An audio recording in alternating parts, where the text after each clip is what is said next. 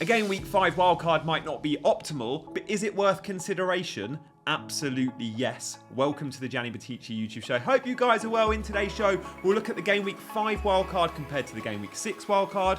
We'll look at my bust team, and if it's something I need to consider, it absolutely is. And of course, we'll look at some positives and negatives to that Game Week 5 wildcard. But without further ado, hit that like button if you want to support the channel, and please do consider subscribing today as well. So let's check out some positives and negatives to that Game Week 5 wildcard. I mean, look, it's pretty obvious. The positives are you can put out the early fires. Your team value is beneficial to jump on players early. The market is volatile at this point in the season, so the earlier you wildcard, the more you can build team value. You can field a strong 11 this week if you wildcard now, like any week, of course, but many are struggling to field a strong 11 this week with one free or no free transfers, and you can react to any Champions League news. Remember, this is the first week, really, where we've seen a ton of midweek fixtures, whether it's EFL Cup or Champions League. It's affecting all of our FPL assets, and you bet there'll be news to react to, you boy. Negatives: Man City play Arsenal, and in our wildcard, of course, we want Arsenal. We're going to need the Arsenal, looking at their fixtures from 6. And it's not a great entry point for those two teams. Of course it's not. Often that's a low-scoring stalemate. It's still a small data sample size. Every week we're learning more information. Another negative would be Game Week 6 comes with better fixture swings than 5. Of course it does.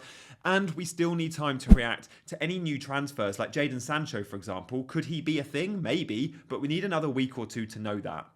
So look, there's positives and negatives, but look, I think we need to put together a 15, don't we? We absolutely have to do it and see what it might look like and then compare it to a Game Week 6 wildcard draft as well. I want to give a shout out though to today's sponsor, and that is OneFootball. I know many of you already have OneFootball because I get messages of people commenting on this YouTube channel to tell me that OneFootball is great and they're completely with me here. But OneFootball sponsor the show, and it's brilliant to have them on board because genuinely I use them on a daily basis, whether I'm looking at football news or I want to watch video clips or I want to react to press conference news. It's all there on the OneFootball app. It's a brilliant resource for football, it's a brilliant resource for FPL, and it's free to download. It's super easy, and it keeps you up to date with all the stuff elsewhere in Europe, right? So Champions League or Serie A, brilliant for me. So check out the OneFootball app, and the link is in the description. So let's see that 15-man draft, shall we? This is who I've gone with. I'm going to quickly show you the fixture ticker, though. This is from the Scout members area. Game Week 5 to 11. Let's go, 7 game weeks. It's Everton, Ipswich, Tottenham, West Ham at the top, and at the bottom, teams like Brighton, Bournemouth, Newcastle. Arsenal and Chelsea are low as well. Doesn't feel like the best entry point, does it? But look, in goal, I'm ignoring the fixtures, and I'm going with the best goalkeeper I think there is, and that is Raya in goal at 5.5. I've not had more than 2 points from a keeper this season in Henderson, while Raya seems to be getting lots of hauls. And even against Man City as an entry point, you could get saves. It's a cheap route to the Arsenal defence. The starters, the regular starters, the nailed starters, a 6.5 Ben White and 6 million Saliba and Gabriel, while Raya's cheaper than that. So he goes in goal. And then at the back, I'm going double Liverpool, guys. Honestly, you might call me crazy off the back of a defeat. And the fixtures are all right. They're not amazing. It's Bournemouth, Wolves and Palace up next. But I think Trent and Robertson are going to produce a ton of points. And I'm worried about that Liverpool attack and the rotation. Obviously, Mo Salah is a great pick. But many wildcard drafts can't afford Mo Salah. And I completely understand why. We'll get to that in a sec. Now, do you want to risk a Jota or a Diaz with Champions League and rotation and reduced minutes? I don't know if you do. Therefore, I think you still cover Liverpool. They've got 3 clean sheets in their first 3. Yes, they conceded to Forest, but it was an amazing goal from Hudson-Odoi. I think we're going to see lots of clean sheets. Trent and Robertson are 2 elite FPL performers over the years. I think under Slot, they're going to be brilliant. So they're both in. And then I've gone for a bit of a risky pick with 4.7 million Rico Lewis. We know Rico Lewis is going to be subject to some Pep Roulette. I think he'll play in the easier games. And if he's playing in the easier games, he's going to be a great FPL pick. At the moment, I've got him in my 11, but for a lot of weeks, he'll be on the bench. And I'll be playing him when we get team leaks that he's starting, or when, based on what we see in the Champions League, we'll feel very safe that he's starting.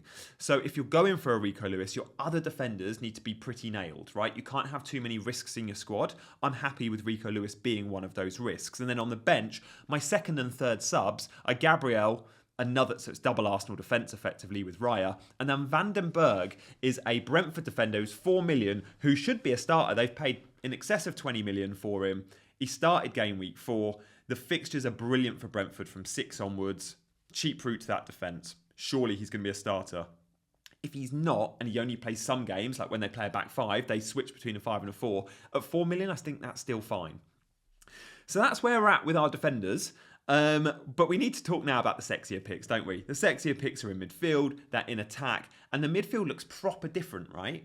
I think my Game Week 6 wildcard will look very similar to this. And actually, the way I've put this together is it's really with a Game Week 6 wildcard and looking at, do I just get more points by going early? And let's start off with, by the way, guys, do hit those buttons. If you fancy hitting the like button, if you fancy subscribing, that'd be amazing to get your support. But we're going to start off with Saka. I know it's a bad entry point. And we've benched Gabriel, but we're going to start Saka because he can turn up in any week. I think all but one of Arsenal assists this season in the Premier League have come from Saka. Like, he's playing really, really well. We need to monitor the injury. He went off with 5 minutes to go in the North London derby. We'll know more. Arsenal play Thursday night, of course, in the Champions League. But after Man City, the fixtures are so good for Arsenal. Like, so good. It's Leicester at home, Southampton at home, Bournemouth away. What an amazing set of 3 fixtures. You might not see a run like that all season for Arsenal. 2 prime home fixtures there in Leicester and Southampton. 2 of the newly promoted teams at home, back to back, and then Bournemouth away after. That's why I feel like you need triple Arsenal and why I'm okay going without Salah, because I just think for this section, this period, Saka's the better play.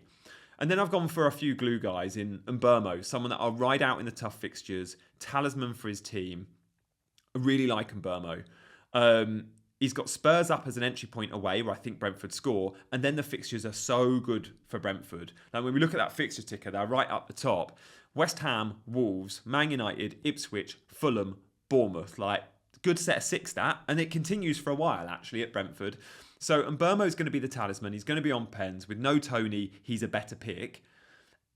But I'm actually going for a bit of a wild card. He's not in the 11 this week, but my first sub, so we'll put him in, is another Brentford midfielder. He's 5.4 million. He's owned by, like, I think under 1%. And that is Shade. Now, you might look at Shade and go, who? Like, well, this is a guy Brentford spent a lot of money on. But the reason why I'm picking Shade is because Johan Visser has been ruled out for a couple of months. I saw this tweet from Fantasy Football Scout on Monday and I was like, oh, hello. They tweeted to say, yeah, the Brentford forward picked up an ankle injury in the defeat to Man City. Out for a couple of months, according to Thomas Frank.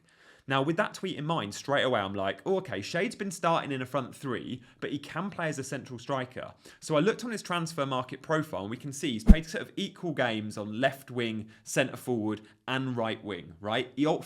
Anywhere in the front 3. This is a guy that's played for Germany in all the unders, and even played for the Germany senior team. And you're like, oh, I've not actually seen much of him at Brentford. Well, he's been a bit of a squad man. This season he has been starting, but his record's all right. Like, he's a 1 in 4 man in terms of goals. But he's getting assists in there too. And with the Brentford fixtures in mind, if he plays up top, Shade is definitely one to consider. And at 5.4 million, look, I don't think you can go wrong. So Shade's on the bench this week, but will often be in that 11.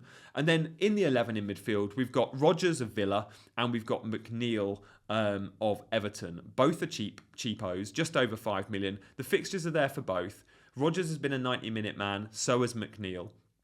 The pair, they're dangerous for different reasons. McNeil offers a set-piece threat and some open play threat. His set pieces are so good, and Sean Dyche teams always score from set pieces. And Rodgers has been playing second striker. The goals and assists are going to come for Rodgers. Just back the process, back the fixtures, back the fact he's a second striker. And at 5 million, you can't go wrong. So that's my midfield. And I think it's pretty good, but it's proper out there. Like, how many teams have this 5-man midfield? 4 in the 11 and Shade on the bench. Very, very few. So I think we're fairly happy with the differential nature, but also just purely as a fixtures play, I like these picks. The front line looks a little bit more familiar. So before we see it, thank you so much for commenting, for liking, and for subscribing and supporting the channel. But that front 3 is actually the front 3 I've got in my current team. So we'll flash them all up. Like Haaland, Watkins, João Pedro. I've spoken at death about all of these 3. I think it's the standout front 3.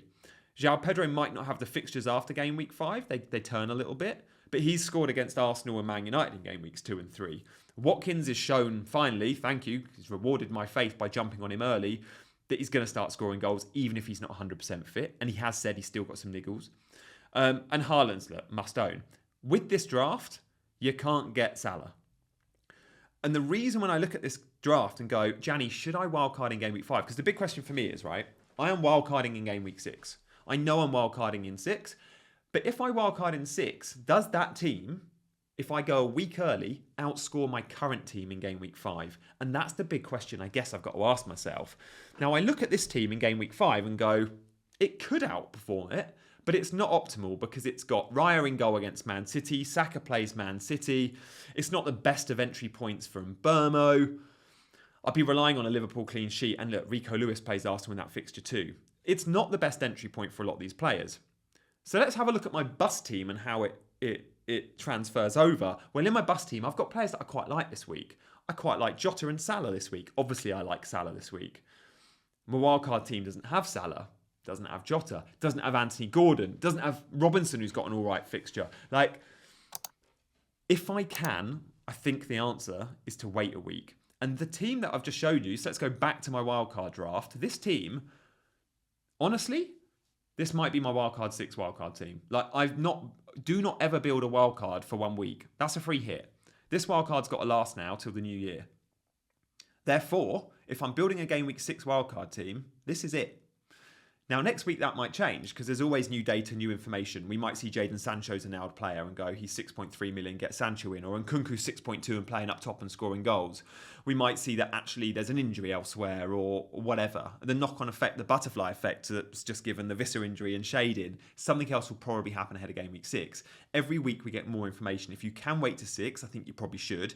If you've got too many fires in 5 though, and you're not going to get 11 men out, pull that trigger. And I'm in fear of not getting 11 out.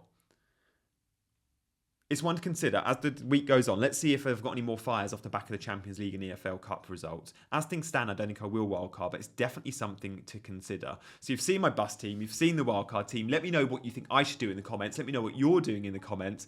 As always, guys, thank you so much for watching. If you've enjoyed the show, do hit those buttons on your way out, and I'll see you next time for another video.